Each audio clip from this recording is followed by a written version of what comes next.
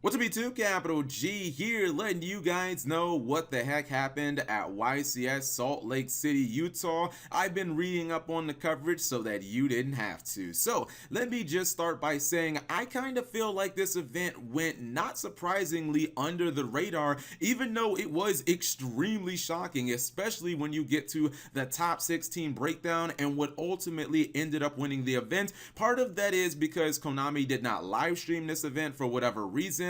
I'm not sure if it was because it was a new venue. If you guys don't know, Konami has never actually hosted a Shonen Jump Championship or YCS in the state of Utah ever. So this is the first time that we've ever had an event this big in Utah, and maybe this was kind of a test event to see, hey, is this somewhere we want to put in our regular rotation like Seattle and Utah and Denver, etc., etc. I also think that that was partially, well, no, probably the biggest factor as to why the attendance was so low. This event, if you guys don't know, only had 528 players, which that is actually really low. I think the obscure location, the fact that Yu-Gi-Oh had never had an event in the state of Utah, I'm not sure if this is a big metropolitan area, Salt Lake City. I know they got the Utah Jazz, but I think that's pretty much the only thing going on for that city. So yeah, it was kind of like the obscure location, and we've had regionals in like Philadelphia and Los Angeles sometimes gets like 1,000, but yeah, there have been regionals in Philly that hit around the 500 mark. So the attendance for this event wasn't that big, but the event itself was actually pretty damn interesting, especially when you look at the top 32 breakdown.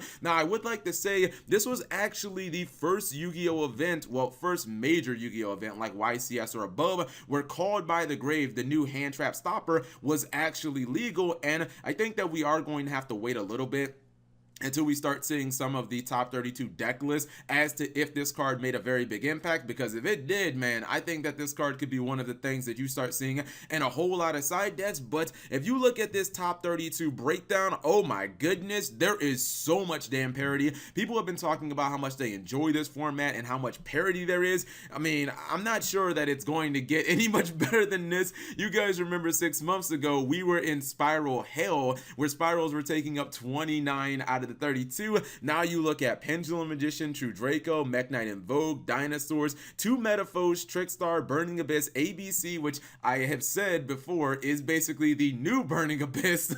And then we also have a Zephyr in there. World Chalice, despite the fact that it won YCS Bochum not too long ago, did not actually show up, so I guess the momentum didn't transfer over. But when I look at this, I still see Pendulums as the top deck, but my goodness, guys, this is one of the most shocking things that I have seen in quite some time. Here it is right here.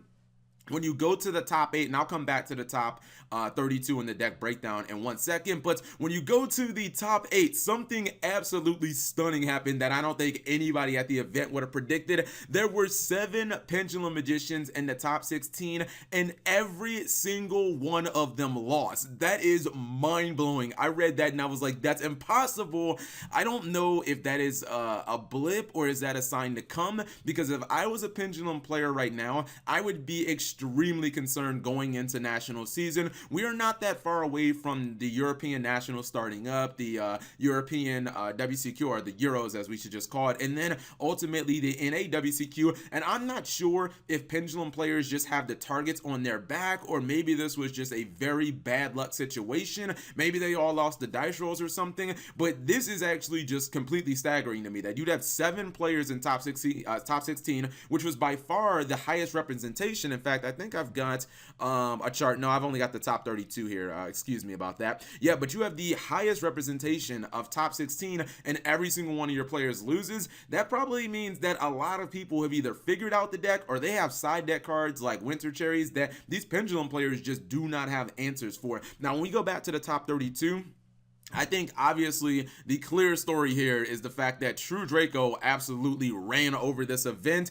And if you guys don't know, the finals was actually a True Draco mirror match. Now, who the hell saw that coming? I'm not gonna lie, I did think that True Draco would probably win a YCS before we got to the NAWCQ, because from my eyes, when I was at YCS Atlanta and I was actually watching the format play out before my eyes, I thought that Pendulum Magicians were mind-blowing. But the second deck that really impressed me at the event, even though though Trick Stars had more representation in top 32, I kind of disregarded that, and I said, look, I'm gonna go by the eye test. The deck that really impressed me was True Draco, and I saw Sam's deck list, and he immediately like went to a regionals, and I'm talking about Team Samurai X. After that, he immediately went to a regionals and topped, and it was incredibly impressive. And when you look at the True Draco deck, right, one of the reasons why it can be a nightmare for Pendulum Magicians is there's just so many floodgates you can run in the deck. You can run 3 Anti-Spell Fragrance, you have Imperial Order, you have Skill Drain, those are 2 limited power cards, you have the Monarchs Erupt, so at any given time, you can have those on the board. You can also have that backed up with a Masterpiece, which is already just a struggle and a half to actually get off the field. And one of the other problems is True Draco have arguably the most draw power in the game. I mean, isn't that crazy that you have this archetype? Well, I can't really say archetype because a lot of the cards I listed aren't, they're not even part of that archetype, but you have this deck that is probably running the most floodgates in the meta, and then it's also running the most draw cards. I mean, you're talking about Card of Demise, you're talking about Pot of Desires, Pot of Duality is also a little bit of deck thinning power, and you only get 1 Ash Blossom, so 1 Ash Blossom kind of has to cover you for the entire turn, and that doesn't include, you know, the True Draco Heritage and Diagram also searching for cards in their deck. I'm not also sure that there are that many great countermeasures for the True Draco deck. I've talked about that before, but I said, you know, obviously Mask of Restrict is good, but they can kind of out that by blowing their traps up with Diagram. There's also Cosmic Cyclone, which can, you know, target one of their key cards, but when they have so much draw power and you only have 3 Cosmic Cyclones, good luck, because from my understanding, the True Draco deck only runs about maybe 8 to 10 monsters and like 30 spells and traps, so your Cosmic Cyclones have a lot of ground to cover, and a lot of times you just can't make up all of that ground with that card. So I think people are going to kind of struggle for answers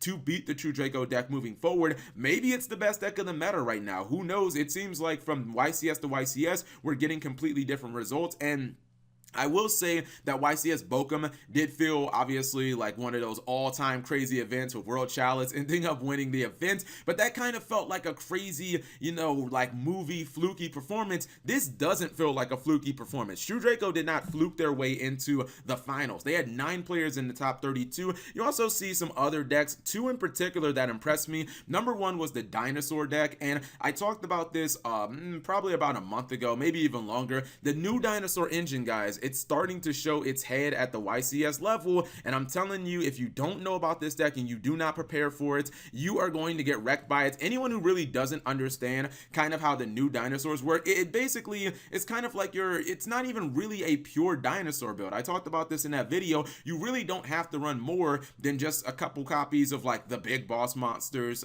you know, Conductor Tyranno and your Quotus, and you know, cards like Oviraptor are always going to be good. You might be able to run 1 Miscellaneous Source just because it is a limited card, and then probably just like Giant Rex, and that's it. Like the double evolution pill pretty much is what gets you where you need to go, and you can run so many of those other generic cards like Brilliant Fusion and Trick Clown and all of those other cards like the Predaplants that can just spam the board, that a lot of times you overwhelm your opponent. In fact, if you don't really know how powerful the deck is, I implore you to read this feature match right here in the top 8. It was True Dracos versus a dinosaur variant. I can't really call it pure dinosaurs because it's definitely not pure. I mean, the guy summoned Dominion, the Lightsworn Link monster, turn 1 to send Fairy Tale Snow to the graveyard. Like no one really summons Dominion in a pure version of like dinosaurs. But yeah, this feature match was incredibly quick. In fact, there's not even that much text here. He absolutely dominated the True Draco guy, really jumped on him before he even got, you know, his board set up, and this kind of displays the power. Now, another deck I really want to talk about, and I was so happy to see it actually in the top 32, was Metaphors. I think that people have underappreciated this deck since the beginning of this format,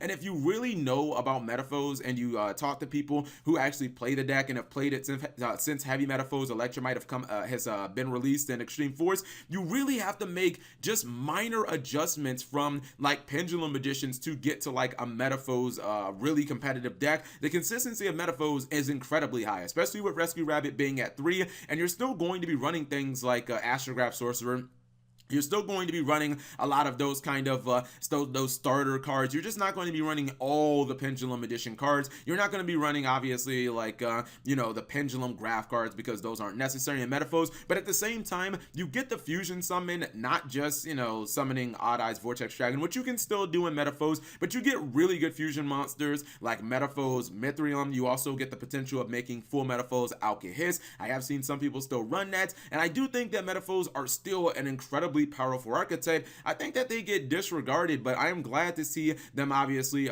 still topping. Mech Knight Invoke, the deck that a lot of people seem to think isn't that good, but it continues to top at the YCS level, coming in with the third most representation in the top 32. Remember when I said Metaphos would be a top 3 deck in the TCG? Let's throw a cap on there. I already admitted I was wrong about that, but hey, maybe I wasn't wrong. And then we have some of the regulars, Trickstar, ABC. I am a little shocked to see Burning Abyss in there. I'm not sure. I don't really think Burning Abyss is really all that good. I feel like this was a fluke performance. I don't think that you should really read that much into it. I do think that Zephyr was good. It made top 4 at YCS Bochum. When you look at the secondary market, there's really not that much going on. Since True Draco did dominate, there isn't that much movement that could really go on within the secondary market in the context of True Draco, because there's generally only 2 expensive cards in the deck. Dragonic Diagram, it'll be interesting to see maybe if this receives a possible buyout. Masterpiece is only sitting around $14 or something like that. I do think that if you're one of those people who potentially plays like Diagram in a different deck, maybe you play it in like a True King variant. I know I like to play on my live stream, I play Crystal Dracos, which is like Crystal Beasts with Masterpiece and stuff like that in it.